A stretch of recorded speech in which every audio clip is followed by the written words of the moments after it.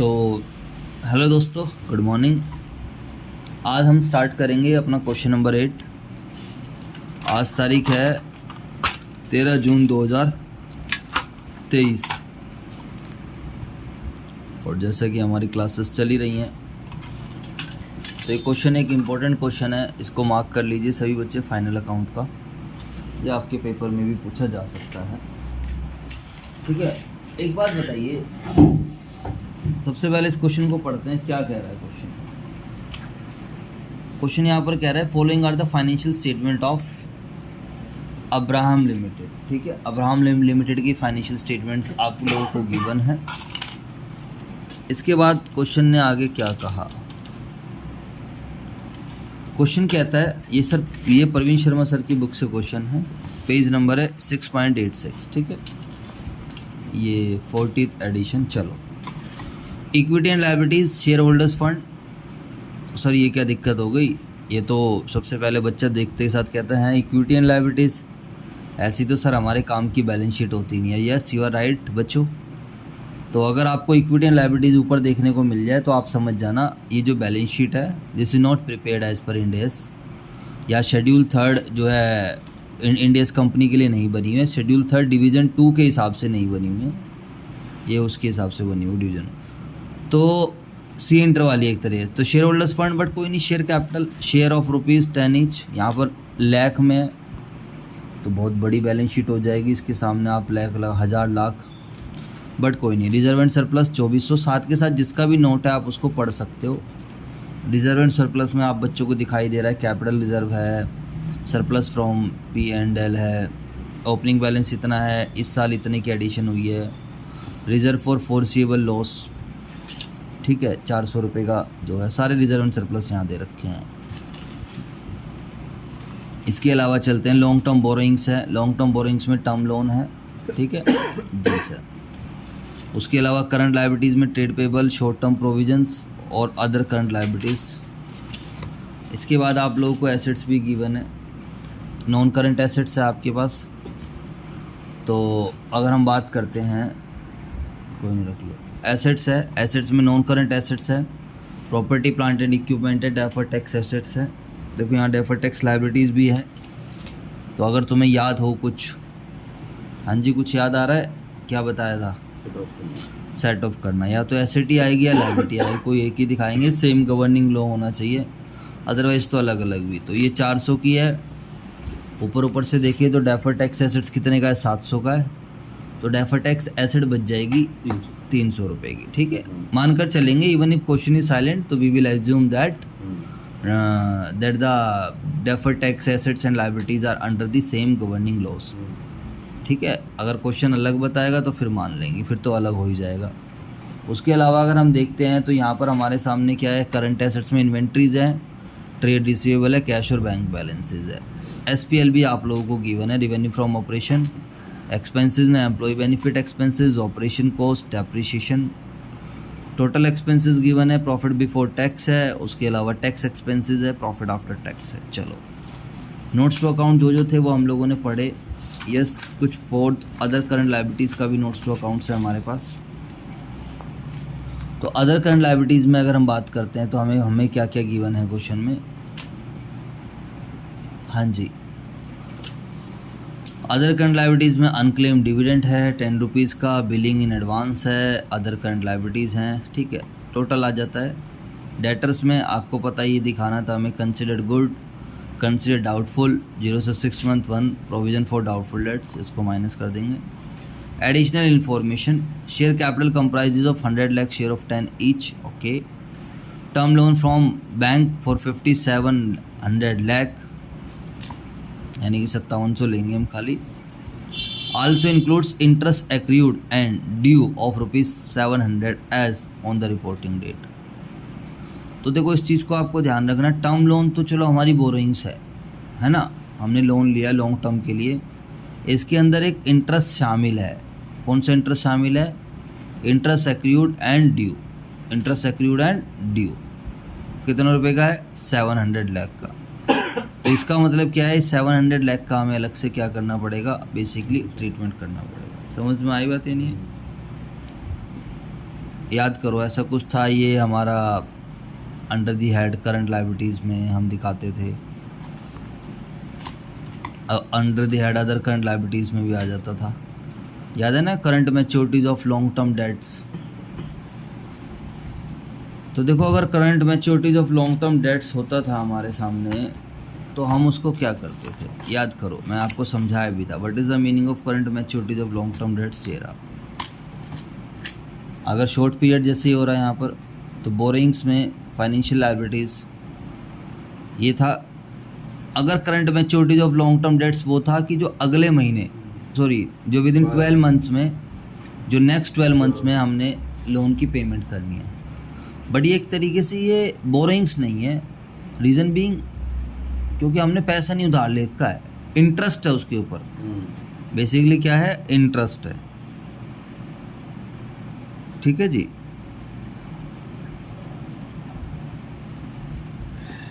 तो उसकी क्या है आपके पास, इंटरेस्ट एक्रूड, इंटरेस्ट ड्यू हो गया है एंड रिपोर्टिंग डेट पे हमारे पास 700 रुपीज़ का इंटरेस्ट है।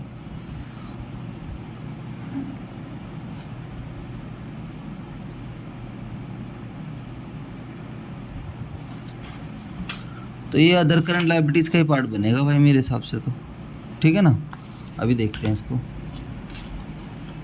उसके अलावा reserve for forcible loss is created against a service contract due with in 6 month. तो देखो यहाँ पर हमने रिजर्व बना रखा है फोर्सिबल लॉस के लिए, तो ये रिजर्व नहीं होगा, दिस इज़ प्रोविज़न। जनरली हमें पता रहता है प्रोविज़न क्या होता है, फ्यूचर में होने वाले सर्टेन लॉस के रिगार्डिंग, जिसका अमाउंट अनसर्टेन रहता है, ठीक है जी। उसके अलावा inventory should be valued at cost. Inventory को हमने क्या करना है, वैल्यूड करना है cost per 1500 lakh, NRV 1200 lakh.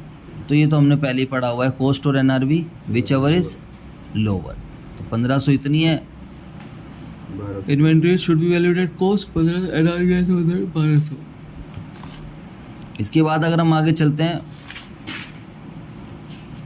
A dividend of 10% was declared by the board of directors of the company। अब देखो ऊपर तो कोई डिविडेंड नहीं है, या है डिविडेंड, P&L में कहीं डिविडेंड हो, ऊपर नहीं है। तो यहाँ पर क्या है, 10% का डिविडेंड बोर्ड ऑफ डायरेक्टर्स ने डिक्लेयर करा है। तो बेसिकली ये तो कंटीजेंट लायबिलिटी होती है, अगर शेयर होल्डर से अप्रूवल नहीं मिलेगी तब तक वो एक्चुअल डिविडेंड नहीं बनता, ये है ना, डिक्लेयर्ड है। हाँ। एक्रूड इंटरेस्ट इनकम, अंडरलाइन करो यहाँ पर, एक्रूड इंटरेस्ट इनकम है 300 लाख की इनकम है, इसको आप अंडरलाइन कर लेना। Is not book in the books of the company, ठीक है, इसको हम बुक कर लेंगे। Deferred tax related to the taxes on income are levied by the same governing laws. चलो ये भी अच्छी बात है कि क्वेश्चन ने खुद ने क्लियर कर दिया। Identify and report the same errors and miss statements in the above extracts.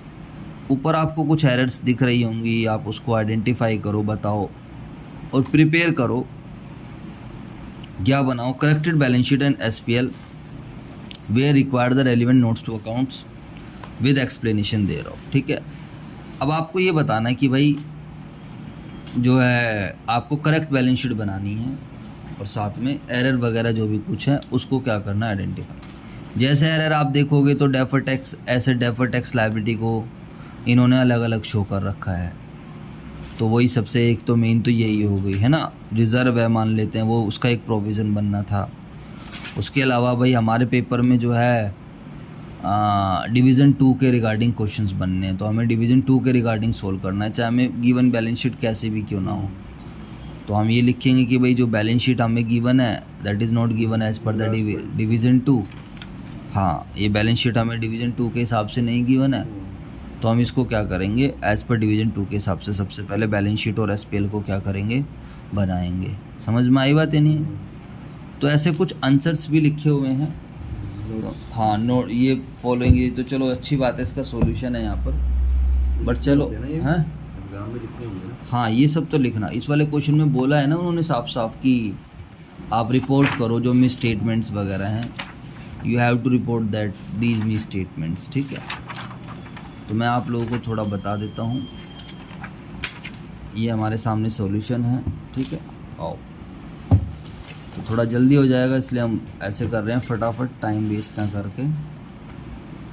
तो देखो सबसे पहले identification of error and misstatements. तो सबसे पहले तो आप यही वाला आइडेंटिफाई करोगे कि format of financial statements are not in the format given by schedule 3 division 2, Ind AS based नहीं है।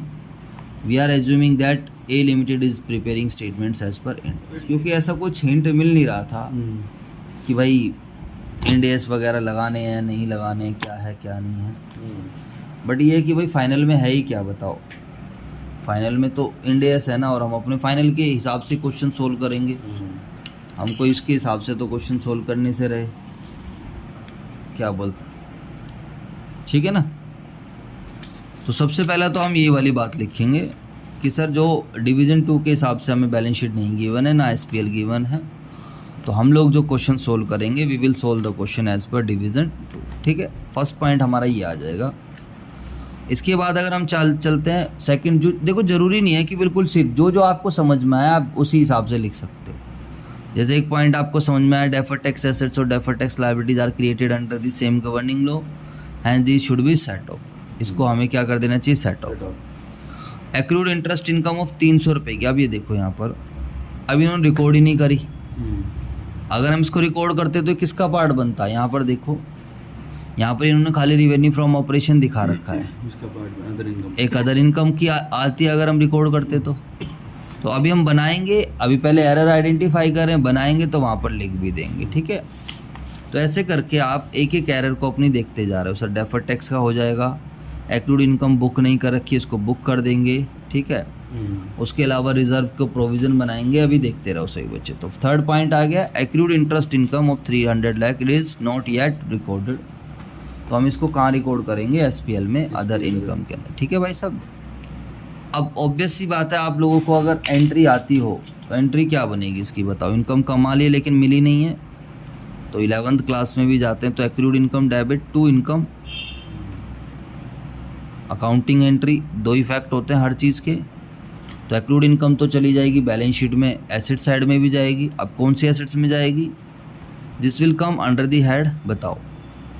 देखो अगर हम उसमें जाएं, हमें खाली वाला याद है, क्या बोलते हैं पुराने वाला, हाँ एएस वाला, तो उसमें तो चली जाती थी बैलेंस शीट में under the head current assets, under the head other current assets. But यहाँ पर फाइनेंशियल एसेट्स का चक्कर है। अब देखो ये ऑब्वियस सी बात है, this is a financial asset. क्यों है ये फाइनेंशियल एसेट्स, ये हम उसके हिसाब से करते थे, इंटर के हिसाब से। But why what is financial asset, definition दी गई थी आपको, क्या होता है, कॉन्ट्रैक्ट होना चाहिए, कैश आना चाहिए। तो बिल्कुल दोनों बातें पूरी है भाई। अगर हमें किसी से इंटरेस्ट मिल रहा है तो कॉन्ट्रैक्ट के थ्रू मिल रहा है, और इंटरेस्ट ऑब्वियस सी बात है कैश में ही सेटल्ड होगा। तो ये इधर देखो, तो ये हमारी फाइनेंशियल एसेट्स है। अब करंट एसेट्स के अंदर याद करो, फाइनेंशियल एसेट्स होती थी, करंट एसेट्स में सबसे पहले ऐड क्या था, इन्वेंट्रीज, उसके बाद क्या था, फाइनेंशियल एसेट्स। फाइनेंशियल एसेट्स के अंदर क्या क्या था, पहले इन्वेस्टमेंट्स थी, उसके बाद trade receivable, cash and cash equivalents, bank other than cash and cash, और फिफ्थ क्या था, फिफ्थ अदर्स था, या सिक्स तो होगा अदर्स, फिफ्थ था लोन था शायद, है ना, फिफ्थ क्या था, लोन्स था। तो ये अदर फाइनेंशियल एसेट देखो। तो देखो जब भी बैलेंस शीट आएगी तो पहले हम खुद से रिकॉल करेंगे, जहाँ पर अटक जाएंगे तो वही आएंगे, ठीक है भाई साहब। यही सब चीज़ें हमें सेट करनी है बस। ये रहा बिल्कुल ठीक है, लोन और अदर।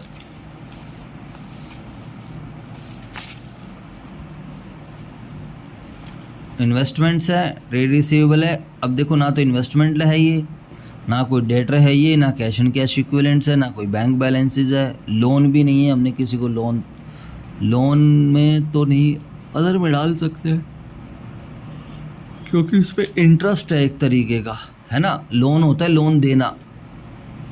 बाकी देखो भाई, चलो ये लिखा हुआ है current asset, financial assets, other financial asset, ठीक है भाई, क्लियर है बात। चलो इसके बाद हमारे पास ये वाला एक पॉइंट था, लोन पे हमने इंटरेस्ट देना है, कितने का था, 700 का। ये देखो,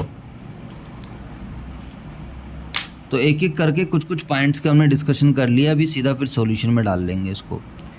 ये हो गया इनकम का, हो गया ये वाला हो गया। और देखते हैं अभी ये टर्म लोन है, टर्म लोन 5700 का। तो टर्म लोन हमारा क्या बनेगा, non current liabilities. Non current liabilities के अंदर फाइनेंशियल लायबिलिटीज़ एग्रीमेंट के थ्रू है और बोरोइंग्स आ जाएगा, ठीक है भाई। लेकिन कहता है 5700 लाख के अंदर क्या इंक्लूड है बताओ, इस 5700 लाख के अंदर इंटरेस्ट शामिल है 700 लाख का। तो इंटरेस्ट एक्रूड एंड ड्यू है, देना है। तो ये थोड़ी हमारा लॉन्ग टर्म बोरिंग्स थोड़ी बन गई है, ये इंटरेस्ट हमने पे करना है। हाँ करंट लायबिलिटीज है, फाइनेंशियल लायबिलिटी है। क्यों है फाइनेंशियल लायबिलिटी, कॉन्ट्रैक्ट है और पैसा जाएगा।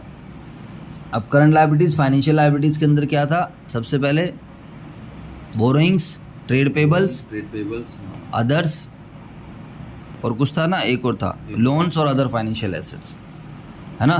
ये रहा, एक बार देख लेते हैं भाई। करंट लायबिलिटीज में बोरोइंग्स, तो sorry financial liabilities, financial liabilities में borrowings, trade payables, other financial liabilities liability. ये तो बहुत कम मिलेगा। तो ये हमारा क्या बनेगा, ट्रेड पेबल तो है नहीं, ट्रेड पेबल तो सामान या सर्विस उधार लेते हैं जनरली, तब आता है बीपी वगैरह। तो ये भी अदर फाइनेंशियल लायबिलिटीज़ का पार्ट बनेगा। समझ में आई बात या नहीं, चलो सर इसको भी देख लेते हैं। सर वेरी गुड, बहुत ही बढ़िया। तो ऐसे करके एक एक पॉइंट हमारा होता जाएगा। ये सब लिखना भी है पेपर में, ध्यान रखना, क्योंकि उसने साफ साफ बोला है आइडेंटिफाई करो, रिपोर्ट करो एरर्स को। तो accrued interest on loan 700 lakh included in the borrowings, this item will be reclassified from borrowings to current liabilities. कहते भाई बोरिंग में गलत डाल दिया, तो देखो आप बोरिंग में भी दिखा दोगे, बैलेंस शीट आपकी मैच हो जाएगी, बट मैच वैच का सिस्टम नहीं चल रहा है। We have to do the reporting, और reporting must be on correct side. समझ में आई बात या नहीं। तो ऐसा कुछ नहीं है, तो थोड़ा सा दिमाग लगा लेना। यहाँ पर आप लोगों को फाइनेंशियल एसेट्स की आदत नहीं पड़ेगी, मैं पहले ही बता देता हूँ, क्योंकि पहले फाइनेंशियल एसेट नाम की कोई चीज़ होती नहीं थी। और जैसे होता है ना, कोई भी नई चीज़ आती है तो एकदम से वो एक्सेप्ट होती नहीं है। तो जब हम क्वेश्चंस करेंगे तो हमें जाकर कहीं पता, बस आपको ध्यान रखना है कि आपको नॉन करंट एसेट्स में भी फाइनेंशियल एसेट्स मिलेगी, करंट एसेट्स में भी फाइनेंशियल, नॉन करंट लायबिलिटीज़ में भी फाइनेंशियल है। तो मतलब किसी भी एसेट्स को, किसी भी जो आप पहले उसको आप देखो कि वो फाइनेंशियल एसेट्स का क्राइटेरिया पूरा कर रही है या नहीं, या फाइनेंशियल लायबिलिटी। और वो क्राइटेरिया तो खैर याद हो, एक कंडीशन, दो ही कंडीशन, ज़्यादा कुछ है नहीं। उसके अलावा inventory should be valued at lower of cost, और एनआरवी 1200 लाख हैंस रिकॉर्ड।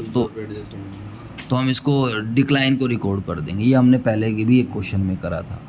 अब वो कह रहा है कॉस्ट पे वैल्यूड करो। भाई कॉस्ट पे तुम्हारे कहने से थोड़ी करेंगे, बताओ।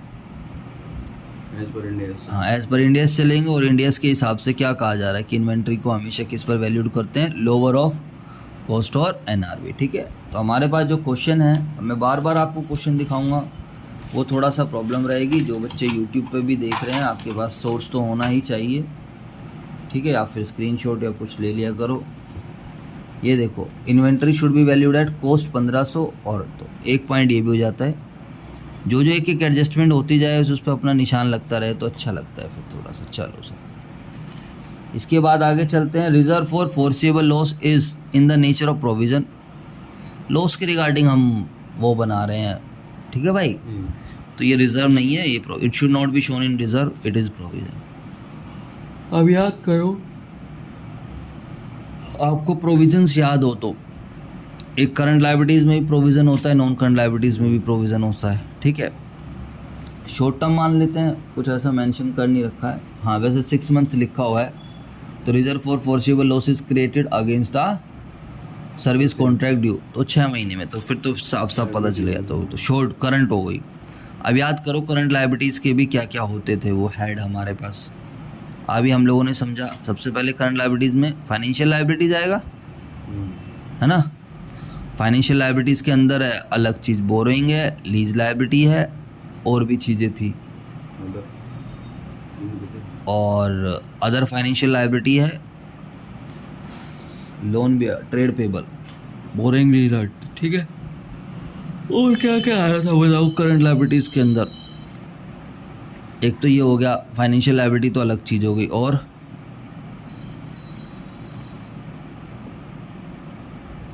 करंट लायबिलिटीज में हाँ एक अदर प्रोविजन आ जाता है फिर उसके बाद। हाँ एक अदर करंट लायबिलिटीज़ का आएगा, टैक्स प्रोविजन नहीं, tax provision, current tax current tax provisions, हाँ जो था हमारे पास। अदर करंट लायबिलिटीज आ जाएगा, है ना। प्रोविजंस आएंगे, दो चीज़ थी, अदर करंट लायबिलिटीज आ जाएंगे, एक प्रोविजन आ जाएगा, और दूसरा क्या आएगा, स्पेशली टैक्स प्रोविजन। ठीक है, टैक्स प्रोविजन के साथ तो बिल्कुल अलग चलता है वो करंट टैक्स लायबिलिटी। यहाँ पर टैक्स प्रोविजन की जगह पूरा लिखो करंट टैक्स लायबिलिटीज। तो देखो ये वाला जो प्रोविजन है, this is not tax provision. देखो ये जो प्रोविजन है, ये रही हमारी करंट लायबिलिटीज, FOPC। ठीक है, अभी देखो इस पर थोड़ा सा काम करना पड़ेगा लायबिलिटीज़ पर, और अच्छे से एसेट्स तो फिर भी थोड़े फैमिलियर हो गए हैं। करंट लायबिलिटीज़ में क्या है बताओ, अगली क्लास में ना बैलेंस शीट लिखनी आती साथ सबसे पहले, ठीक है, तो याद होएगी फिर ये। करंट लायबिलिटीज़ में फाइनेंशियल लायबिलिटीज़, चलो other current liabilities provisions, actually ये यहाँ पर आएगा। ठीक है भाई, क्योंकि this is provision for forcible loss, this is not current tax के लिए नहीं है। अगर टैक्स वाला कोई प्रोविजन वगैरह होता तो यहाँ पर आ जाता। चलो जी सर, ये वाली बात भी क्लियर हो जाती है। इसके बाद हमारे पास dividend declared 31 March 2020 should be adjusted, we have assume. देखो यहाँ पर एजम्पशन ली जा रही है, it is to be declared on 31 मार्च।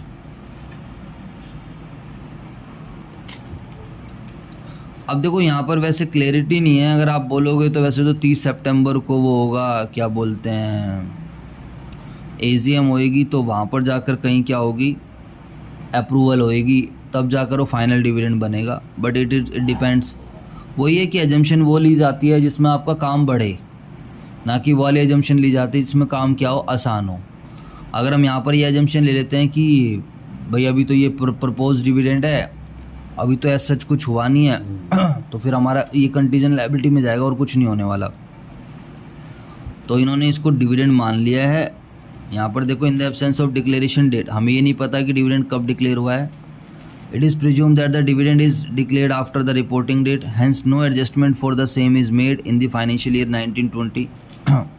तो देखो सर ने यहाँ पर ये एडजस्टमेंट दे रखी है, however a note will be given separately in regarding. तो बुक में तो वही एडजस्टमेंट दी है जो मैं आपसे डिस्कस कर रहा था, आप समझ रहे हो।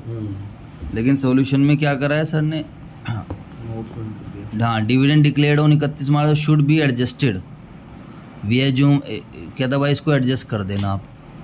तो मतलब एक तरीके से यहाँ पर काम बढ़ाया है, समझ में आया। और बुक में वहीं क्या कर रखी है, प्रेजेंटेशन इसकी अलग दी है। ठीक है मेरे भाई, समझ में आई बात आपको या नहीं है, जल्दी बताओ। प्रतीक जी, इक्विटी कहाँ से, हाँ देखो यहाँ पर कोई डिविडेंड का कुछ नहीं कर रखा है इन्होंने, है ना। तो दोनों काम कर सकते हो, it is based on assumption, assumption आपकी मर्जी। तो पेपर में ना आ रहा हो तो अब आपने इसको मान लिया कि डिविडेंड पहले डिक्लेयर हुआ है, 31 मार्च तक अप्रूव हो जाएगा जो भी कुछ है, तो उस केस में तो फिर आपको प्रॉफिट्स कम करेगा डिविडेंड। चलो, इस एक ये वाला पॉइंट भी हमारा क्लियर हो गया। इसके अलावा अगर हम आगे चलते हैं, अब और कुछ नहीं बचता इस क्वेश्चन में। फिर इन्वेंट्री को 1500 की थी, कॉस्ट पर है, तो 300 रुपये का डिक्लाइन कर देंगे, ख़त्म कहानी। करें भाई साहब अब इस क्वेश्चन को। तो जब आपको पहले ही बताया था कि जब हमें क्वेश्चन करना होता है, सबसे पहले हम क्या बनाते हैं, SPL, उसके बाद SOC, उसके बाद बैलेंस शीट, और उसके बाद नोट्स टू अकाउंट। ठीक है, लाओ दिखाओ अपनी कॉपी, दिखाओ फटाफट, एक क्वेश्चन करा रहा हूँ, फिर आप आइडिया ले लेना। ठीक है भाई साहब। तो SPL वगैरह कैसे बनता है, जल्दी से बताइए, how the SPL is to be prepared. बोलो। इनकम आएगी, शाबाश, जो जो आपको समझ में आता रहे बोलते रहो, ठीक है, शर्माने की कोई टेंशन नहीं है। फॉर द ईयर एंडिंग आ जाएगा हमारा 31 मार्च 2020। बताइए सबसे पहले हेड क्या होता है इसके अंदर, ढूंढो कितने का है रेवेन्यू फ्रॉम ऑपरेशन। ठीक है, इसके बाद अदर इनकम, अदर इनकम इन्होंने 300 इंटरेस्ट इनकम 300 रुपये की अदर इनकम है अदर इनकम देखो भाई कितने की है, 300 एक ही आइटम है तो क्या करना, 300 एक्यूरेट इंटरेस्ट यहीं लिख देना आप सीधा, ठीक है भाई साहब, वरना तो आप चाहते हो तो अलग से भी कर सकते थे। टोटल आ जाएगा, बताइए टोटल रेवेन्यू बोल दो या टोटल इनकम, कुछ भी बोल सकते हो आप इसको। This is a. इसके बाद हमारा एक्सपेंसेस बताइए, एक्सपेंसेस में एम्प्लॉय बेनिफिट है कुछ याद है? इधर देखो सारे, ये आपको याद रखना पड़ेगा भाई, ये तो मेरे को तो याद है, खैर ये पूरा नहीं है। निमोनिक कुछ याद है इसका पहला क्या होता था? सी सीपीसी क्या था? CPC बिल्कुल सही है, EFDO ऐसे लिख दिया करो। कोई सी से क्या बनेगा?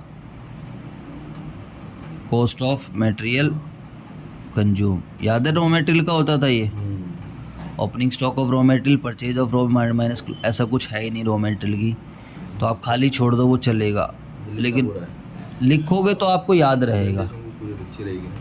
उससे कुछ फ़र्क नहीं पड़ता। प्रेजेंटेशन ये ज़्यादा बेटर मानी जा सकती है, अगर आपके पास टाइम है तो आप लिख दीजिए। और इसमें थोड़ा सा ये है कि ठीक है यार, हम कुछ स्किप भी नहीं कर रहे हैं, और हाँ आपकी रिवीजन हो जाते। पी से अगर हम बात करते हैं तो purchase of stock in trade, check करो कोई स्टॉक इन ट्रेड की परचेज है, डायरेक्टली चेक करो। Avoid solution and try to find out this.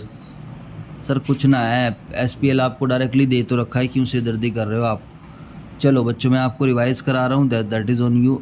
But change in inventories of finish goods, WIP and stock in trade, ठीक है भाई साहब, हटाओ इसको भी, ये भी कुछ नहीं है। यस, ई से क्या बनेगा हमारे पास? बट यार चेंज इन इन्वेंट्री तो होना चाहिए, ओपनिंग माइनस क्लोजिंग। इन्वेंट्री में बाहर है ना 300 रुपये का एडजस्टमेंट। हाँ तो मैं वही तो कह रहा हूँ, 1500 वाला 1200 में है तो 300 रुपये आएगा। इन्होंने ऊपर वो भी नहीं दे रखा है, क्या नाम है, ऑपरेटिंग कॉस्ट 3199 डलेगी। हाँ इन्होंने ऑपरेटिंग कॉस्ट दे रखी है ना, ऑपरेटिंग कॉस्ट दे रखी है इन्होंने, तो भैया अपने ऑपरेटिंग कॉस्ट तो नहीं जा डालेंगे हम इसको। CPC पहले चेंज इन इन्वेंट्री डालेंगे, तो what is change in inventory? Opening minus closing, ठीक है। इसके लिए नोट बना लेते हैं हम, नोट नंबर 1 हटाना इसको एक बारी, बताइए। वैसे आप नोट नंबर के लिए जगह छोड़ सकते हो अंदाज़ा लगाकर, जैसे ये हो गया है। अब आपको पता है 100 की SPL के बाद 100 की बनेगी, फिर बैलेंस शीट बनेगी, है ना। यहाँ पर बना लो यार 3-4, एक आधा पन्ना खाली छोड़ के क्या जा रहा है। तो फर्स्ट क्या है? Change in inventories of finish goods, WIP और स्टॉक इन। तो यहाँ पर खाली फिनिश गुड्स की आपको इन्वेंट्री लेनी है और कुछ है नहीं, या फिनिश गुड्स भी क्यों बोले, खाली इन्वेंट्री बोल रहा है ये, है ना। इन्वेंट्री बोल रहा है खाली। हाँ तो इन्वेंट्री बोल दो। 300 रुपये का हुआ। ओपनिंग वगैरह कुछ बता रहा है? हाँ ये रही ना ऊपर बैलेंस शीट में ओपनिंग ही तो होगी वो, नहीं? हाँ बैलेंस शीट 31 मार्च को ही है, ओपनिंग नहीं दे रहा वो। इन्वेंट्री दी हुई है 1500 रुपये की, वही तो है। हाँ तो 1500 रुपये की है ना, इसको हमें 12 से, इसको डिक्लाइन को यहाँ शो कर दो यार, और क्या है। 300 रुपये रिड्यूस करके यहाँ दिखा दो 1200, है ना। फेयर वैल्यू पे आ गया। तो फेयर वैल्यू नहीं दिखानी होती, हमें चेंज दिखाना होता है। तो एक तरीके चेंज कितना आएगा फिर बताओ? 300 रुपये। वो तो बैलेंस शीट में दिखाएगा ना भाई 1200 पे, 300 तो उसमें जाएगा। हाँ 300 रुपये तो उसमें जाएगा ना। तो चेंज इन इन्वेंट्री तो ओपनिंग माइनस क्लोजिंग, चेंज तो वही बनेगा ना भाई 1500 माइनस 1200। हाँ तो 1200 कर लो, और क्या 300 रुपये का। खुद ही दे रहा है, करना क्या है। हाँ 1500 में 1300। एक्चुअली क्या है, हमें खाली चेंज दिखाना है SPL के अंदर। अगर ओपनिंग माइनस क्लोजिंग रहता है तो वो करते हैं। अब आप यही मानो ना कि पहले आपकी वैल्यू 1500 रुपये की थी, बैलेंस शीट में 1200। हाँ बैलेंस शीट में नई वाली वैल्यू फेयर वैल्यू आएगी 1200, डाउन हो गई। तो ऑटोमेटिकली जो डाउन हुई है वो हमें एक्सपेंसेस तो बुक करना पड़ेगा। P&L डाउन हुई है। हाँ P&L में दिखाना है इसको, और इसको हम P&L में दिखाएंगे तो हम कहाँ पर दिखाएंगे इसको, किस नाम से दिखाएंगे? चेंज इन इन्वेंट्रीज के नाम से। इसके बाद क्या है हमारा अगला, एम्प्लॉय बेनिफिट एक्सपेंसेस। दिए हुए हैं तो 1200 रुपये। इसमें कोई गलती तो नहीं थी ना हमारी? नहीं, ऐसे ही आएगा कुछ नहीं। ठीक है, 1200 रुपये। 450। फाइनेंस कॉस्ट, इंटरेस्ट वगैरह, इंटरेस्ट और loan, interest on borings, term loan था उस पर कोई इंटरेस्ट नहीं है। एक इंटरेस्ट आया तो था बट वो एक इंटरेस्ट आया नहीं था, ये रहा इनकम वाला लगता है। एक टर्म लोन पे था, interest accrued and due, term loan from bank 5700 700 lakh वाला आल्सो इंक्लूड्स। तो 700 रुपये का इन्होंने इंटरेस्ट बुक कर रखा है।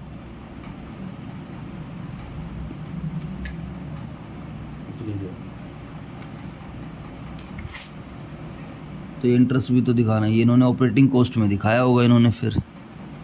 अदर फाइनेंशियल लायबिलिटी में ले गए वो इंटरेस्ट को, interest on term loan current liability बना के अदर फाइनेंशियल लायबिलिटी में ले गए। ठीक है, पीएनएल में थोड़ी आएगा। अरे वही तो देखना है कि पीएनएल में आएगा या नहीं आएगा। टर्म लोन 5700 रुपये का है, इसके अंदर इंटरेस्ट शामिल है, यानी कि इन्होंने इंटरेस्ट को बुक कर लिया है। Interest also include accrued interest and due of 700 lakh as on long term report. Borrowings में 5700 दी हुई है ना बैलेंस शीट में, क्वेश्चन में।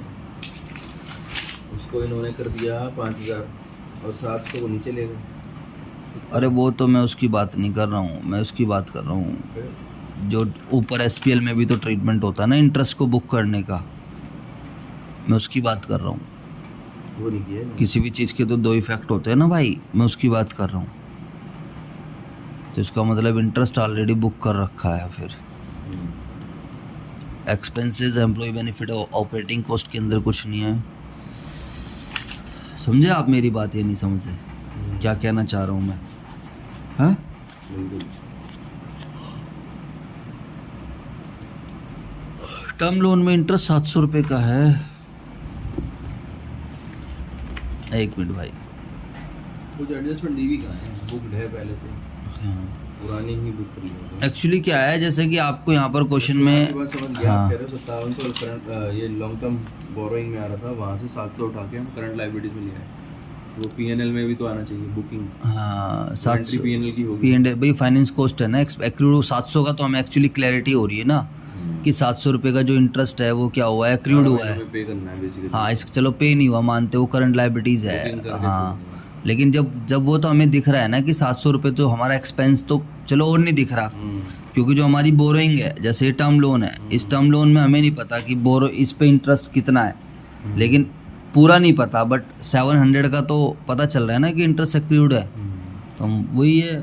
अब वो हम चाहते तो उससे फ़र्क नहीं पड़ेगा, जो मैं कह रहा हूँ वो भी सही है। आप चाहोगे तो यहाँ पर और अच्छी रिपोर्टिंग करने के लिए हम यहाँ पर क्या कर सकते हैं, ऑपरेटिंग कॉस्ट में से 700 माइनस करके उसको हम फाइनेंस कॉस्ट दिखा सकते हैं, ये मानते हुए कि जो इंटरेस्ट जो है 700 का ही, हमारा टोटल जो इंटरेस्ट है वो सारा का सारा एक्रू हुआ है, पेमेंट नहीं करी अभी हमने। आप समझ रहे हो ना? तो यहाँ पर थोड़ी सी और अभी क्या है, सर ने तो लिखवा दिया, मतलब बताया डाटा इज़ नॉट अवेलेबल, हमारे पास डाटा अवेलेबल नहीं है। तो सर ने ये लॉजिक दिया है कि इसको बाइफरगेट मत करो, डू नॉट बाइफरगेट इट। जैसा क्वेश्चन कह रहा है आप वैसे कर दो। ज़्यादा छेड़ाछाड़ी नहीं। हाँ, ज़्यादा कुछ सिरदर्दी पालने की ज़रूरत है नहीं, डाटा हमें दिख ही नहीं रहा है। बट अगर आप क्वेश्चन पढ़ रहे हो तो साफ साफ ये चीज़ तो दिखाई दे रही है ना कि 50, अभी चलो मैं पूछ लूँगा अगर कुछ बात बनी, सर 5700 में 700 का जो इंटरेस्ट एक्रूड है एंड ड्यू है टर्म लोन के अंदर, तो इसका मतलब वो इंटरेस्ट एक्रू हुआ है, ड्यू हुआ है, अभी उसकी पेमेंट नहीं हुई है। ठीक है, वो हमारा अदर करंट लायबिलिटीज़ का पार्ट है, that is a different thing. But वो 700 रुपये हमारा एक्सपेंस भी तो है, और वो एक्सपेंस जब इस साल का होगा तो उसका भी तो हम अलग से एसपीएल में क्या कर सकते हैं, डिस्क्लोज कर सकते हैं। तो वो उसमें आंसर पे कुछ फ़र्क पड़ेगा ही नहीं। क्यों नहीं पड़ेगा? यहाँ से आप ऑपरेटिंग कॉस्ट में से हटा के उसको, चलो ठीक है, अभी जो भी है ये हो गया हमारा, इन्वेंट्री हो गया, एम्प्लॉय बेनिफिट एक्सपेंस हो गया, उसके अलावा CPC-EF। ठीक है भाई साहब, अब ऐसा और कुछ दिख नहीं रहा है, तो फाइनेंस कॉस्ट को आप डालना चाहो तो यू कैन आप यहाँ पर 700 रुपये डाल सकते हो, नो प्रॉब्लम। उसमें से माइनस करना पड़ेगा, उसमें से माइनस करना पड़ेगा, बिल्कुल। डेप्रिसिएशन है कुछ हमारे पास क्वेश्चन में, डेप्रिसिएशन 450। तो डेप्रिसिएशन ऑलरेडी की है 450। अदर एक्सपेंस कुछ, is there any other expense in the question? नहीं, बस यही है। P&L में कुछ नहीं दे रखा है। ऑपरेटिंग कॉस्ट थी तो हम ऑपरेटिंग कॉस्ट को मैं 3199 माइनस करना। थोड़ा सा इसको ऊपर डाल दे, चलो यहाँ लिख देता हूँ मैं, सबसे नीचे तो अच्छा नहीं लगेगा। 2499। चलो यहाँ पर कॉस्ट ऑफ मेटेरियल कंज्यूम लिख के ना यहीं लिख देता हूँ मैं ऑपरेटिंग कॉस्ट, ठीक है ना। एक्चुअली सारी ऑपरेटिंग कॉस्ट ही होती है। और इट वाज 3199 माइनस 700, तो इट सिंपली मीन्स 2499, ठीक है जी। तो we can also show it in the operating cost, like जैसे सर ने कर रखा है। चलो जी सर, अब हम आगे की तरफ चलते हैं। तो नाउ अब इसका कैलकुलेशन करो, टोटल बताओ फटाफट जल्दी से भाई। 300 प्लस 1200 प्लस 700 2499, हाँ 5149 5149, ठीक है। तो यहाँ पर आ जाएगा प्रॉफिट बिफोर टैक्स, बताइए। माइनस करो इसको 6300 में से 5100, 1151, ठीक है। ऐसा और कुछ है नहीं हमारे पास। एक्सेप्शनल आइटम भी होते थे, वो ऐसा कुछ है नहीं। तो टैक्स एक्सपेंस वही 201। चेक करो कि टैक्स का एक्सपेंस हमारा कितने रुपए का है। और तो कुछ है नहीं, वही आएगा 201। हाँ, टैक्स एक्सपेंस क्वेश्चन में आपको गिवन है। कुछ और एडजस्टमेंट भी नहीं हुई ना, जो चेंज हुई सेम ही अमाउंट आ गई। 300 बढ़ा 300 कम हो गया। हाँ, अगर रेट होती तो हम रेट निकालते, इसमें ऐसा कुछ है ही नहीं, ठीक है ना भाई साहब। पीएटी आ गया हमारा 950, सेम ही था। सेम ही है। एसपीएल में तो 300 कम हो गया ना। एसपीएल में तो वैसे भी कुछ चेंजेस है नहीं, ठीक है भाई। 201 रुपये का माइनस कर दो, 950। कितना आ जाएगा प्रॉफिट आफ्टर टैक्स? 950।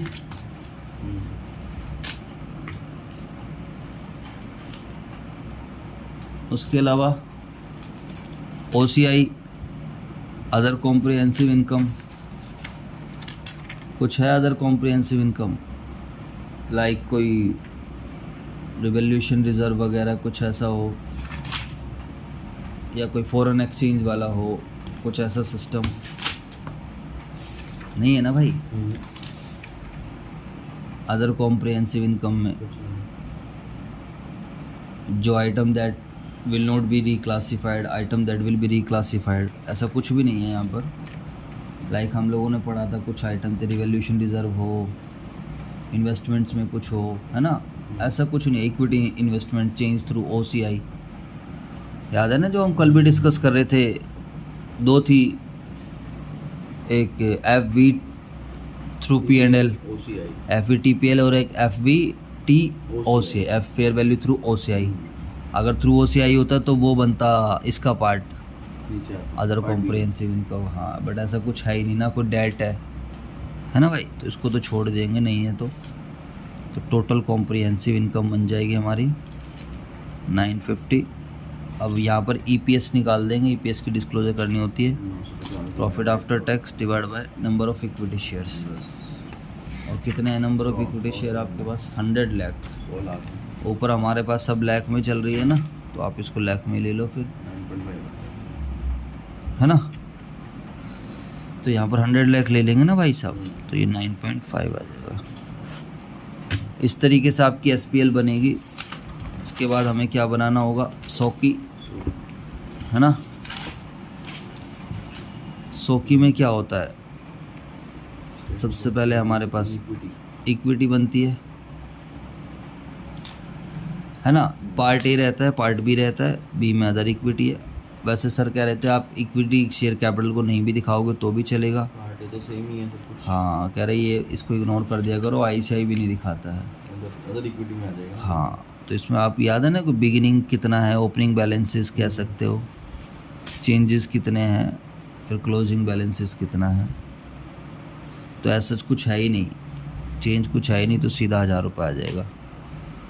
ये बैलेंस शीट में काम आएगा। वैसे फटाफट कर लेते हैं इस क्वेश्चन को। अदर इक्विटी में चेक करो, अदर इक्विटी में बेसिकली आपके पास रिजर्व एंड सरप्लस आते हैं। कैपिटल रिजर्व और रिटेन्ड अर्निंग। हाँ, कैपिटल रिजर्व, रिटेन अर्निंग्स, है ना, ये सब चीज़ें आती है आपकी अदर इक्विटी के अंदर। कोई share application, money pending allotment है, ये सब आ जाएगा। अभी OCI भी आ जाती है। तो बताइए, यहाँ पर पार्टिकुलर्स लिख लेते हैं, रिजर्व एंड सरप्लस डाल देते हैं। बताइए कैपिटल रिजर्व है कोई क्वेश्चन में? डू वी है? 500।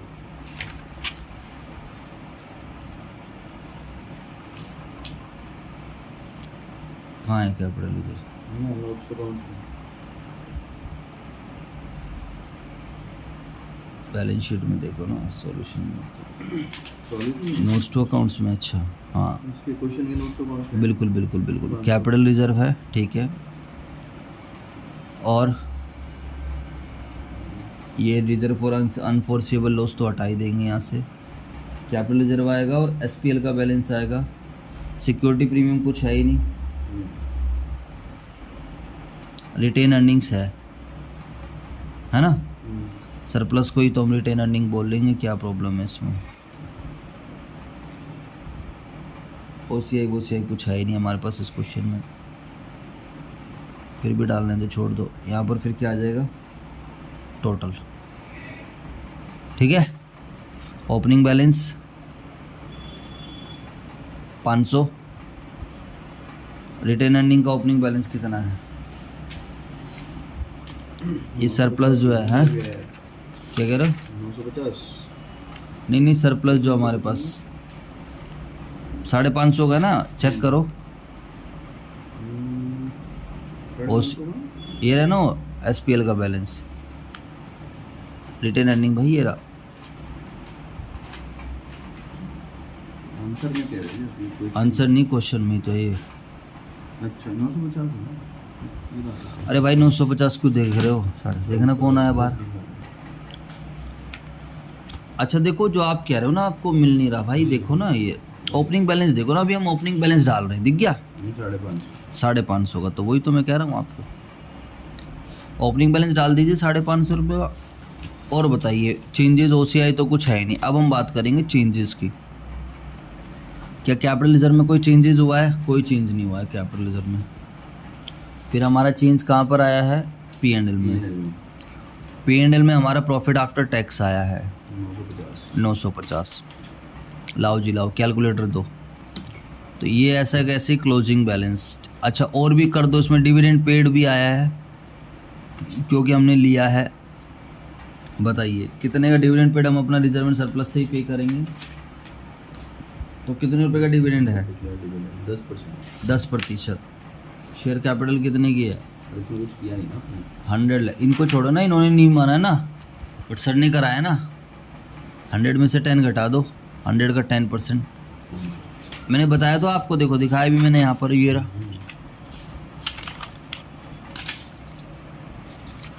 कहाँ चला गया यार?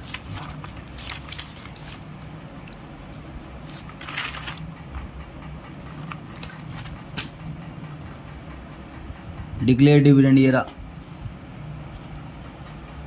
Unclaim dividend other financial liabilities में डाल दिया वैसे। अनक्लेम डिविडेंड तो अलग चीज़ है।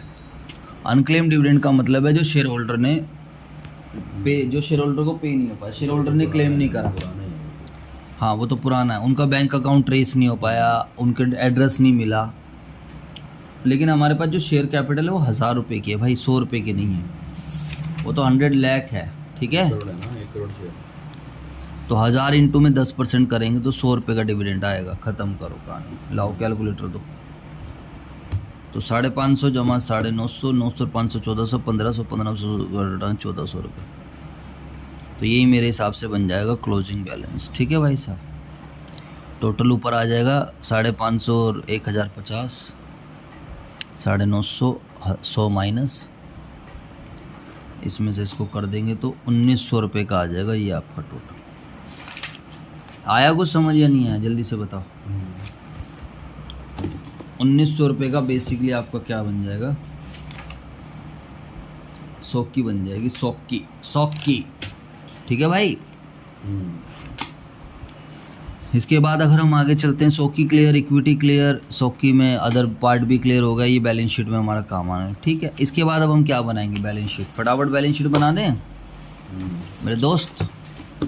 एक क्वेश्चन करा रहा हूँ, उसके बाद नहीं कराऊंगा, ठीक है। अब आपको भी याद हो जाएगी, अगली क्लास में बैलेंस शीट और एसपीएल का पूरा फॉर्मेट आपको बनाना है, सेम टू सेम। और जैसे मैंने बना रखा है ऐसे आपके पेज पे पहले से लिख के रखना, उसको कभी भी रेफरेंस देना होगा, अच्छा सा बना लेना। बैलेंस शीट तो मेरी बनी है, एसपीएल तो फिर कभी भी किसी भी आइटम में तो बार बार पन्ने नहीं पलटने पड़ेंगे, ठीक है भाई। चलो अभी हम दिमाग लगाते हैं, थोड़ा सा कोशिश करते हैं। पहले ऐसा करते हैं यार, बिना देखे ना साली बैलेंस शीट ही बना देते हैं, ख़त्म कहानी। रिकॉल करते हैं पूरी बैलेंस शीट, बताओ फटाफट। सबसे पहले एसेट्स आएंगी आपकी, हाँ, नॉन करंट एसेट्स याद है, इसमें क्या था, पीसीआई, जीओआई, बीएफ, डीओ, है ना। पहले इसी का काम ख़त्म करते हैं। इसके बाद करंट एसेट्स, करंट एसेट्स में क्या था, फिस्को था ना, चलो कोई नहीं। सबसे पहले तो पुराने दोस्त आएगा, इन्वेंट्रीज, फाइनेंशियल एसेट्स, इसके अंदर 6 आएंगे। हाँ, इसका तो चलो कुछ कुछ याद है। फाइनेंशियल एसेट्स में सबसे पहले हाँ इन्वेस्टमेंट्स, फिर ट्रेड रिसीवेबल, फिर cash in cash equivalent, cash in, बिल्कुल सही बात है। Bank other than cash equivalent, bank का balance other than cash, loans and then other financial assets. उसके बाद आएगा डीटीए, नहीं प्रोविजन, करंट। अबे भाई रुक जाना, एसेट्स तो ख़त्म अब। हाँ, इसके बाद और भी तो आएगा भी। अरे इसमें कुछ नहीं आएगा मेरे भाई। अच्छा ये इसमें, हाँ इसमें आएगा, बिल्कुल सही बात है।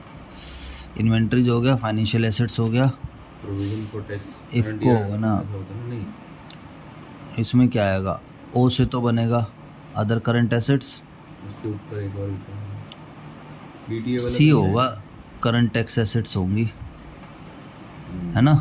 टैक्स एसेट्स, जैसे एडवांस टैक्स वगैरह होता था ना, वो होगी, आई थिंक सो, मेरे हिसाब से तो यही होगी भाई। बिल्कुल ठीक है। नोटपैड देख लेंगे एक बार, 2 मिनट लगती है टोटल। इसके बाद इक्विटी एंड लायबिलिटीज,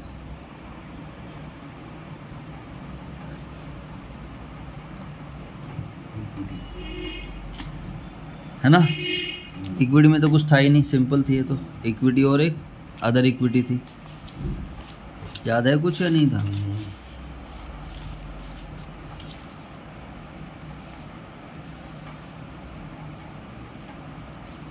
इक्विटी है, एक्चुअली यहाँ पर 2 हेड थे ना, इक्विटी है, equity share capital, other equity, non controlling interest.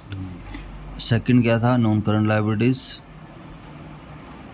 अब नॉन करंट लायबिलिटीज के अंदर क्या आएगा बताओ। सबसे पहले बोरिंग, बोरिंग तो फाइनेंशियल लायबिलिटी होती है भाई। सबसे पहले फाइनेंशियल लायबिलिटी आएगा इसके अंदर आएगा बोरिंग, ट्रेड पेबल, है ना। बोरिंग के अंदर था कुछ लीज लायबिलिटी वगैरह था, कुछ ऐसा बोरिंग के अंदर ही था। लीज लायबिलिटी अगर कुछ है तो वो, अगर कुछ है तो बी, ट्रेड पेबल, सीधा ट्रेड पेबल, ठीक है। लोन, अरे भाई नॉन करंट लायबिलिटी में ट्रेड पेबल, लॉन्ग टर्म वाले, हाँ ठीक है, आ ही जाएंगे। 3 ही तो होते हैं, अदर फाइनेंशियल लायबिलिटीज, हाँ, और अदर फाइनेंशियल लायबिलिटीज।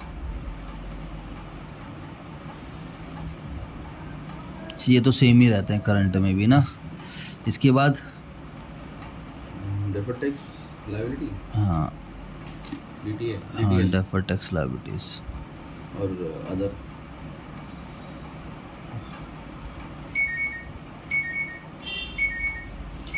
फोर्थ में क्या आएगा, अदर, इसमें 3 ही होते हैं क्या, एक और आएगा ना, प्रोविजन भी तो है। हाँ भाई, चाय तो पी लेते हो ना, क्यों। पानी बस। अच्छा, चाय तो चढ़ा दी मैंने। अरे मैं पीता भी नहीं, मैं कभी घर पे भी नहीं पीता हूँ। अच्छा। बहुत rare। कोई नहीं, आज पी लेना। चलो जी सर, तो यहाँ तक हमारी चीज़ें क्लियर हो जाती हैं, कोई प्रॉब्लम नहीं है। मुझे एसिडिटी हो जाती है चाय से, हाँ इसलिए नहीं पीता मैं। ये तो है, प्रॉब्लम तो है थोड़ी। कुछ नहीं करती। चलो अगली बार से अवॉइड करेंगे।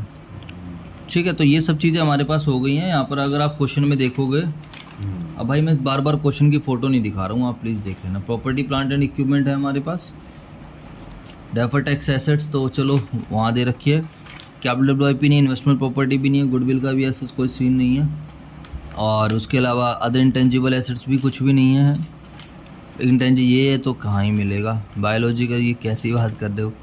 यस, फाइनेंशियल एसेट्स में हमें मिल सकती है। यस, तो फाइनेंशियल एसेट्स काफ़ी सारी। ट्रेड पेबल भी है, ट्रेड रिसीवेबल भी है, इन्वेस्टमेंट भी है। इन्वेंटरी से, सॉरी इन्वेस्टमेंट नहीं मिलती है, हमारी गलती हो गई है।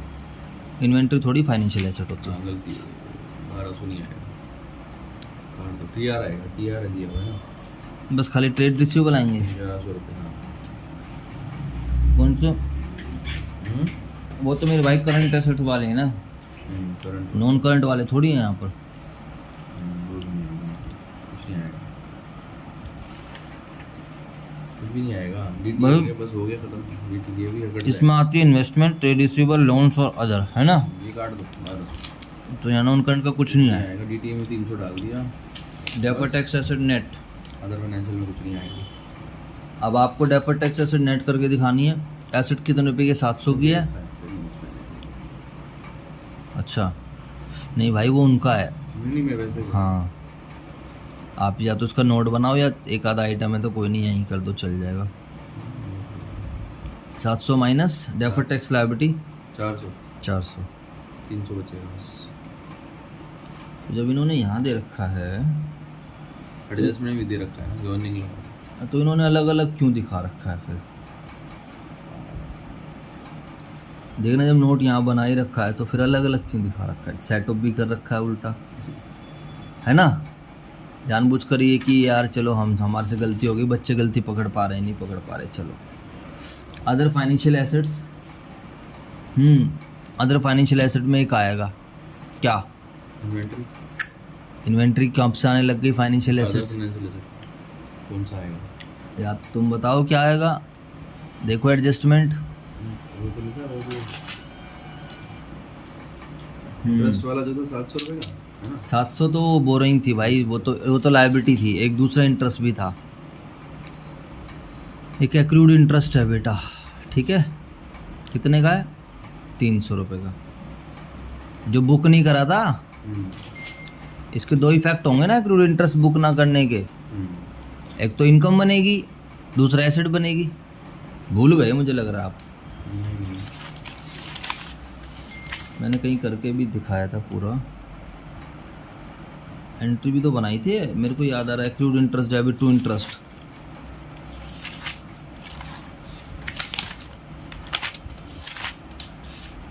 कहाँ बनाई थी वो एंट्री?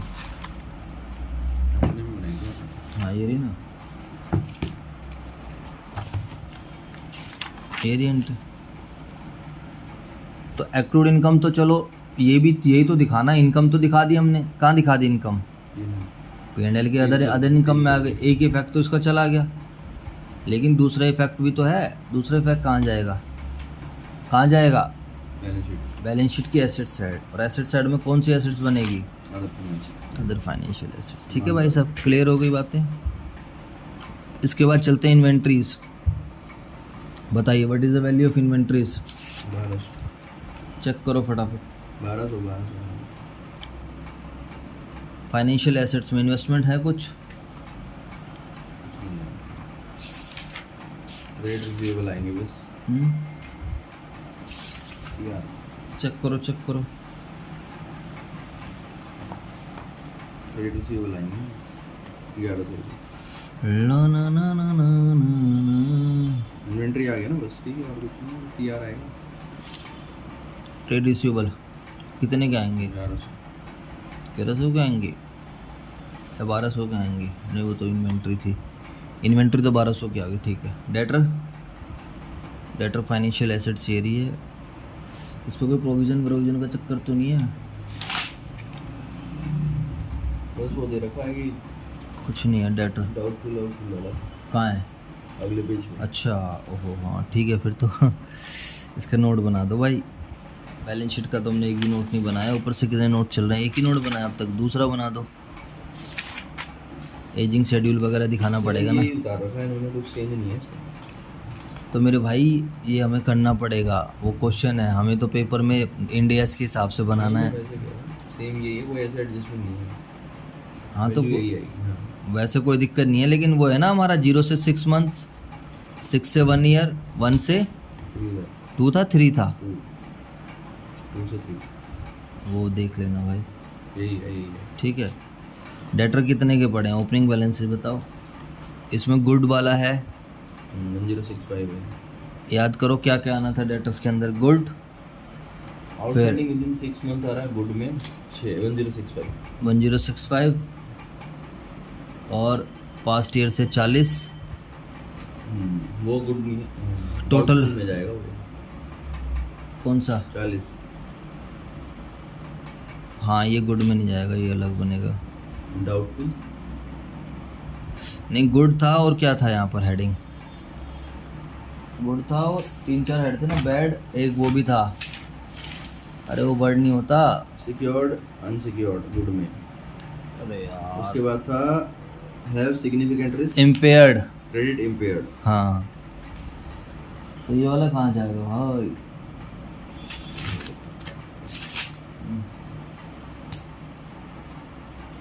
क्रेडिट रिस्क में डाला हुआ है, क्रेडिट इम्पेयर्ड में डाल दो।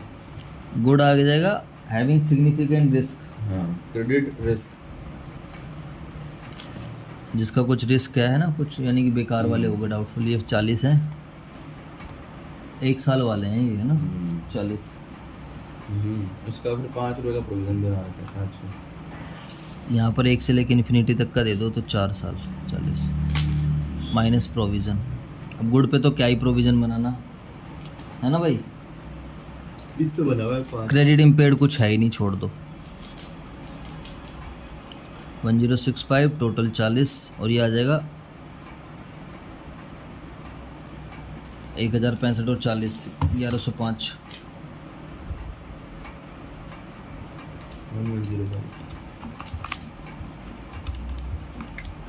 40 क्यों आएगा? 5 इसको भी तो एडजस्ट करेंगे प्रोविजन को। अब नीचे करेंगे ना माइनस प्रोविज़न, टोटल में से कर दो, पता नहीं चल रहा किसका है तो। ठीक है भाई, ये धीरे धीरे हमें आदत पड़ जाएगी, कोई दिक्कत नहीं है। अभी खुद से करने की प्रैक्टिस इतनी ज़्यादा है नहीं ना। ठीक है। ट्रेड रिसीवेबल डाल दो यहाँ पर, कहाँ है 1100। कैश एंड कैश इक्विवेलेंट उठाओ चलो। कैश एंड कैश इक्विवेलेंट दिया हुआ है 2000 रुपये का। ख़त्म ही हो गया फिर तो क्वेश्चन अब ये, है ना। अक्रूड इंटरेस्ट 300 रुपये। अदर फाइनेंशियल एसेट्स में आ जाएगा ये, यहाँ पर एक्रूड इंटरेस्ट। सीधा नोट नहीं छोड़ो, यहाँ पर लिख दिया मैंने ऐसे। बंदे ऐसे भी करते हैं, मैंने देखा है ना। जब एक आइटम होता है तो बंदे उसके ब्रैकेट में लिख देते हैं। मतलब मैंने कॉपीज़ वगैरह देखी है तो उसका बता रहा हूँ मैं आपको। वैसे तो कहा जाता है कि आप नोट्स टू अकाउंट्स बनाओ, बट फिर भी बस। और कुछ छूट तो नहीं गया हमारे पास? टोटल कर दो बस। अरे इक्विटी तो पूरी पेंडिंग बच रही है। 500 जमा का 300, फिर एक 300, फिर 1200, 1100, 2000 ना, और 300, 5700 आ रहा है।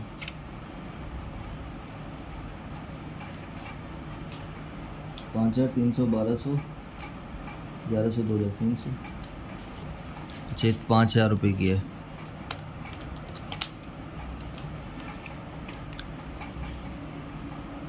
पाँच 5300,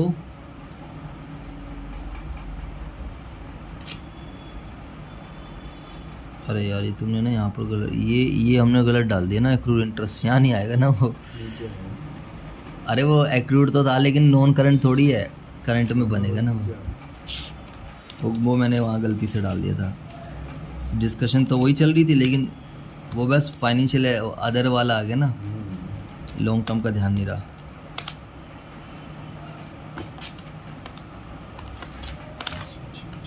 हटाना इसको एक बार, 9900 आ गया। अब एक बार इक्विटी एंड लायबिलिटीज़ को देखते हैं फटाफट। तो इक्विटी में कुछ ऐसा था ही नहीं, और अदर इक्विटी में हम लोगों ने निकाल लिया था ये 1900 रुपये। ठीक है भाई साहब, ये बनाया था सोकी। उसके बाद non current liabilities, financial liabilities, boring, हाँ बिल्कुल ठीक है। 57 में से 700 रुपये घटा देंगे, क्योंकि ये तो 700 रुपये क्या बना था हमारा, अदर फाइनेंशियल लायबिलिटीज़ बन रही थी ना करंट में, वो भी ट्रेड पेबल यहाँ पर कुछ नहीं आएंगे लॉन्ग टर्म, करंट में दिए इसका कोई लेना देना नहीं है। प्रोविजन डेफर टैक्स लायबिलिटी कुछ है ही नहीं, अदर ये कुछ नहीं है, हटा दो उसको। ठीक है, तब इसको मारो टोटल। आगे भी था। अच्छा, अभी नहीं टोटल। इसके बाद बोरोइंग, ये क्या है, लीज लायबिलिटी थोड़ी डालोगे भाई इसको। ट्रेड पेबल थे, क्रेडिटर्स हैं हमारे पास 300 रुपये के हैं। अदर फाइनेंशियल लायबिलिटी डाल दोगे आप इसमें। नहीं, अदर फाइनेंशियल तो और भी है ना अभी, अदर करंट लायबिलिटी वो अलग है। ठीक है यहीं आएगा शायद। यहीं पे तो आएगा करंट लायबिलिटीज़ में, वो अदर फाइनेंशियली तो है। वो 700 रुपये का था ना। आउटस्टैंडिंग इंटरेस्ट, करंट मैच्योरिटी और लॉन्ग टर्म डेट्स वाला। और क्या है ये, शॉर्ट टर्म प्रोविजन और करंट, अदर करंट लायबिलिटी के दो पड़े हैं नोट्स में। हाँ शीट के हिसाब से। हाँ, अदर करंट लायबिलिटीज़ में दो पड़े हुए हैं, बिलिंग है और अदर है। इसका नोट बना देना, जो भी नोट नंबर रहेगा। ये नाम प्रोविज़न में क्या है, प्रोविज़न में तो एक ही है, करंट टैक्स लायबिलिटी में तो वो सीधा आएगा। अदर करंट लायबिलिटीज़ में डाल दो क्या, बिलिंग और other. Billing in advance, other 40, 190 का आ जाएगा, है ना। करंट टैक्स लायबिलिटी में प्रोविज़न था हमारा टैक्स का 201, इसको प्रोविज़न ही बोलते हैं हम, ध्यान रखना। तो टैक्स एक्सपेंसेस है ना हमारा करंट का, वो बेसिकली प्रोविज़न ही माना जाता है। 201 P&L में, P&L में जो था 201 टैक्स एक्सपेंस, 201 तो कहीं भी नहीं था। ये रहा ना, टैक्स एक्सपेंसिव तो है मेरे भाई ये।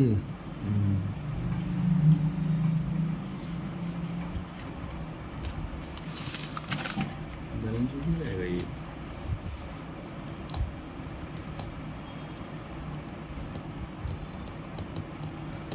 करंट टैक्स लायबिलिटी, P&L में से डेबिट तो कर दिया हमने, अब भी जाएगा। दूसरे इफेक्ट पे तो होता है इसका। शॉर्ट टर्म प्रोविज़न, प्रोविज़न में क्या था, एक वही था हमारा, पहले का पड़ा हुआ है। प्रोविज़न कुछ है 300 कहाँ है, बैलेंस शीट में ना। कहाँ है नोट दे रखा, कुछ नहीं। 300 का पहले का पड़ा हुआ है, 400 रुपये का ये आ जाएगा, 400 है ना। 400 रुपये का ये आल बबाल आ जाएगा, जो नए वाला था 6 महीने वाला, रिजर्व फॉर अनफोर्सेबल लॉस, जो उन्होंने रिजर्व बना के रखा हुआ था। 400 रुपये का ये, 700 रुपये यहाँ पर आ जाएगा।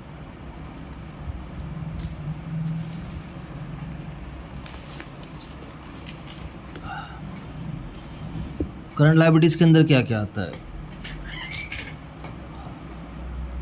Short term provision, other current liabilities. ठीक है भाई, ये आ रहा है हमारा ना करंट टैक्स लायबिलिटी।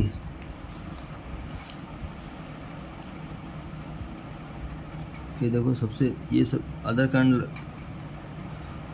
उल्टा कर दिया आपने, प्रोविजन ऊपर था और अदर करंट लायबिलिटीज नीचे था। करंट टैक्स लायबिलिटी सबसे नीचे था।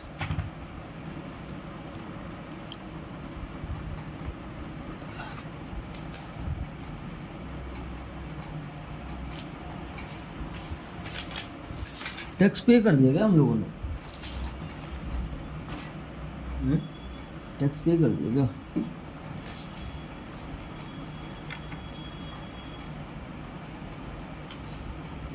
या फिर इसमें क्या आता था, जो करंट टैक्स लायबिलिटी होती थी इसके अंदर वही आता होगा, पेबल वगैरह, टैक्स पेबल कुछ है।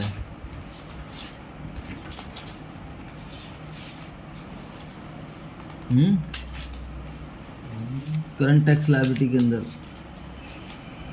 ये ना income tax provision, GST payable. ये कह रहे हो ना आप, इसमें ऐसी तो है। अगर करंट टैक्स लायबिलिटी नीचे ही है, प्रोविजन फिर ऊपर या उसके भी ऊपर कुछ आना था। अच्छा, पहले अदर करंट लायबिलिटी आएंगी, फिर सबसे नीचे आएगा करंट टैक्स लायबिलिटीज, फिर करंट टैक्स लायबिलिटी। हाँ वही तो कह रहा हूँ। अरे यार ये क्यों नहीं दिखाया इन्होंने? टैक्स की पेमेंट कर दी क्या हम लोग? अच्छा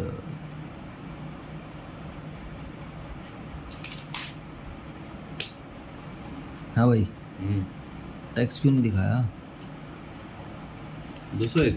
हाँ वही तो यार हूँ, टैक्स एक्सपेंस वहाँ डेबिट कर तो दिया।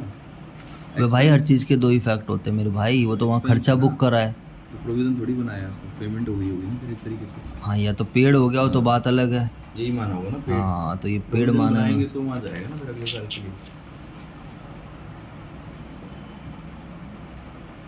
करंट ईयर का टैक्स पे कर दिया होगा, और वैसे भी कंपनी को तो एडवांस में टैक्स देना पड़ता है ना? छोड़ो फिर, नहीं क्लियर है तो हटाओ। पेमेंट मार दी हमने 1000, 1900, 5000, 2900 जमा का 5000, जमा का 1000, जमा का 700, जमा का 190। ये कितना है? अदर करंट लायबिलिटी कितने रुपए की है? 190 क्या है? अदर करंट लायबिलिटी यही है, उसको भी हटा दिया ना बिलिंग इन एडवांस। तो 9900 का आना चाहिए मेरा भाई। कितना है? ये प्रोविज़न 300, अदर्स में 710 का लिखा हुआ है। अदर्स अनक्लेम डिविडेंड और अच्छा, अनक्लेम्ड डिविडेंड 10 का था ना? ऊपर ले गए ना उसको नीचे से। बिल्कुल, फाइनेंशियल उसमें ले गए ना। हाँ वो तो ठीक है। फाइनेंशियल लायबिलिटी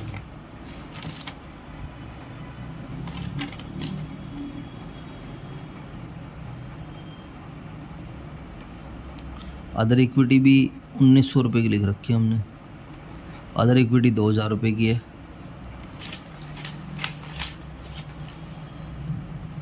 इससे तो निकाली थी हमने। 1050 चल रहे हैं हम इक्विटी के मामले में। क्यों? 100 रुपये का डिफरेंस आ था ना हमने। अच्छा अच्छा, समझ गया मैं, डिविडेंड वाला ना। बुक से तो अलग चले गई। फिर हम 1050 जमा का 950, ठीक है। 1900 आएगा ना गलत, 1900, 1000 जमा का, अबे क्या ड्रामा है यार, 1000 जमा का 1900,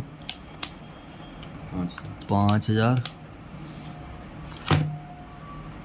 तो तेरी के भी चाय भी गिर जाती। 300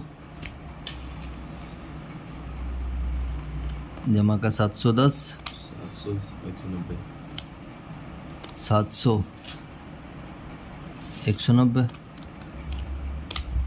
9800। वही 100 रुपये का डिफरेंस है इक्विटी में। हाँ तो ऊपर वाला भी तो 9800 बननी चाहिए फिर हमारी। सर की कितनी आ रही है? 9900। मैच कर लूँगा। अदर फाइनेंशियल लायबिलिटी में 810 रुपये आ रहा है। तो हाँ बढ़ा दिया ना ये फिर ये वाला। हाँ वो डिविडेंड पे नहीं करा ना, डिविडेंड पेबल 100 रुपीज़ का वो रिकॉर्ड कर रखा है। ठीक है भाई। अदर फाइनेंशियल लायबिलिटी में आपको 100 रुपीज़ का जो डिविडेंड पेबल है वो भी रिकॉर्ड कर दिया।